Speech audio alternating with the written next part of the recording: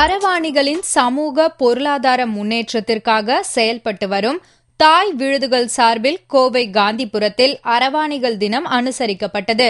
2005ஆம் ஆண்டு ஜனவரி 18ஆம் தேதி தாய் விழுதுகள் என்னும் அமைப்பு கோவையில் துவங்கப்பட்டது. அதன் நினைவாக அரவாணிகள் தினம் கொண்டாடுவதோடு இந்நாளில் சமூக சேவை, இரத்த தானம், கண் தானம் என களமிறங்கி தங்களது வாழ்க்கையை அர்த்தமுள்ள வாழ்க்கையாக அரவாணிகள் மாற்றிக்கொண்டனர். இந்த ஜனவரி 18 எங்களுக்கு அரவாணிகள் தினமாக ஒரு வாரம் செலிப்ரேட் பண்ணுறோம்.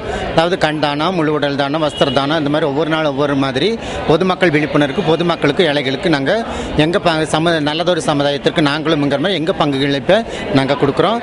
இந்த ஆண்டு அரவாணிகள் தினத்தில் 1500க்கும் மேற்பட்டோர் தங்களது கண்களை தானம் செய்வதாக உறுதியளித்து அதற்கான விண்ணப்பத்தில் கையெழுத்திட்டு கொடுத்தனர்.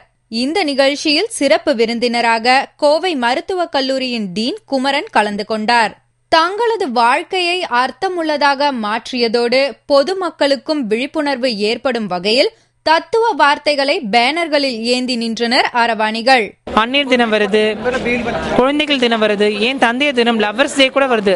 அந்த மாதிரி எங்க திருநங்கைகள் தினம் தமிழக அரசு அங்கீகரிக்கப்படும் தாழ்மையுடன் நான் கேட்டுக்கிறேன். ட்ரேடிங் வேலை, சமையல் வேலை, எம்ப்ராய்டிங் டிசைன் போடுறது, அப்புறம் நாங்கள் பூ கட்டி விற்கிறது, காய்கறி வியாபாரம் பண்ணுறது, அதில் ஒவ்வொரு வேலையும் ஒவ்வொரு மக்கள் நாங்கள் செஞ்சுட்டு இருக்கிறோங்க.